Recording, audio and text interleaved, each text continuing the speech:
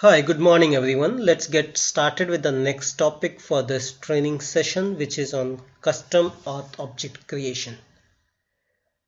Often a security administrator comes with a requirement where he need to create a custom auth object. Basically, the existing objects are not good enough, and for the custom development happening in the environment, he may be required to create custom auth object. So these objects can be created using or starting with Y or Z, and we create them through SU21 transaction, and the custom field which is required can be created using SU20 transaction. We'll be seeing in our demo how do we create a custom field and a custom object in SAP. Okay, before we get into it, I'll give you an example of a field name which we are going to create. So in this particular example below, we are set to create a new authorization field called ZBLN using SU24, using SU20, which takes two possible values, X and dot. The possible values for the field are controlled by the definition of data element specified in the BAP dictionary. In this case, which is BL_D. We might create our own data element as well through SE11. On saving the new field, we are prompted for a package for our own development. Package basically are the dictionary object to group similar objects for transporting access development, quality assurance, and product systems. Okay, so if we don't specify the package name, it will be created in $temp. Okay, now let's get into the system and create the fields. Okay, so in this particular case, I am going to go to the transaction code called SU21. Okay, in SU21, I am creating a custom auth object. So here you can see the different categories.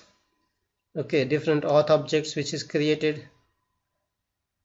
Okay, so we will be creating a custom object under, say for example, we can specify under which category we are going to create these objects.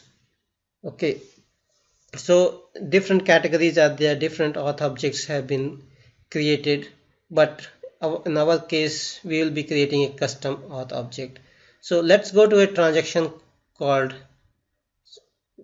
SU20, and using SU20 we will be creating an auth object. So it's going to be a custom auth object. You can see a field name there, a data element for it, the table name for which it is, and in which package it is created. So if you click on the create tab, you will come to this screen where you have the field name.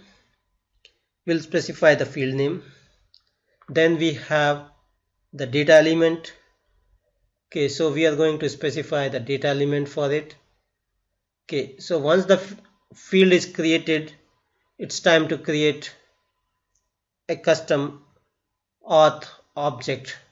So basically here we are in the process of creating custom field. We have given a name, we have given the data element for which it is going to be created, and we are going to save it. So on saving, it will ask for the information that this are not existing or non-existing. So we have to select a data element which is existing. Okay, so this is a tab where you can do a search.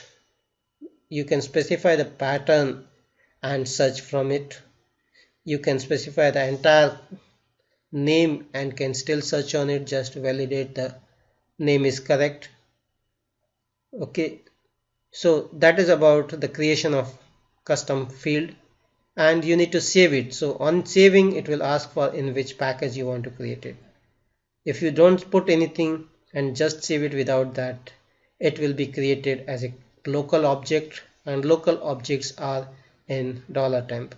But in case if we have a specific object, so we will create it in that particular specific package. So this object is getting created, this custom object is getting created in the specified package, and when you create it, it will ask for a request number, that is a change request number, because we are trying to create a new fields in our development system or any of the system, and later we can move these fields into different environment from dev to QA to production environment.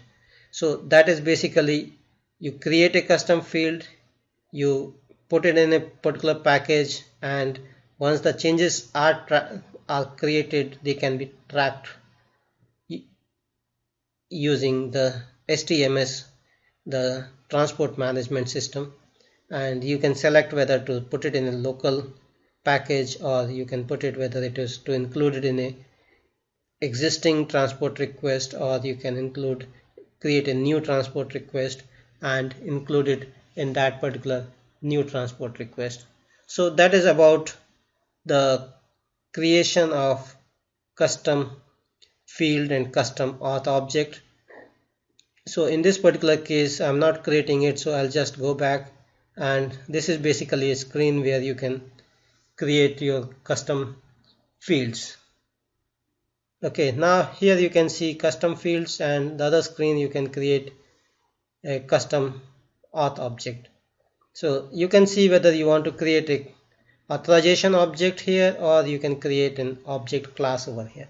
So this is basically a field for SU21 where you can create an authorization object. You need to give the name of the object. Okay, and once you specify the name, the class, the authorization, you can add the authorization fields over here, and you will be saving these fields as well, so you can save those fields as well. Okay, so just if you don't remember the name, you can just do a search on the object. So you can select a particular object and click save, or you can create a new object as well and just change and specify the new object. Okay, so that is pretty much about how do we create a custom auth object, how do you create a custom fields for that, how do you create the fields, custom auth fields, and map it and assign it in the user's profile or user's role. Okay, and the key objects, key things that is there, the key transactions, which is SU20 and SU21. So using SU20 you are creating the fields, and using SU21 you are creating the object, the custom auth objects. Okay, so custom authorization objects are created using this particular thing. And the T code that we have seen, that how do you create them, how do you map them, how do you select them, it's all in SU20 and SU21. These are pretty straightforward transactions.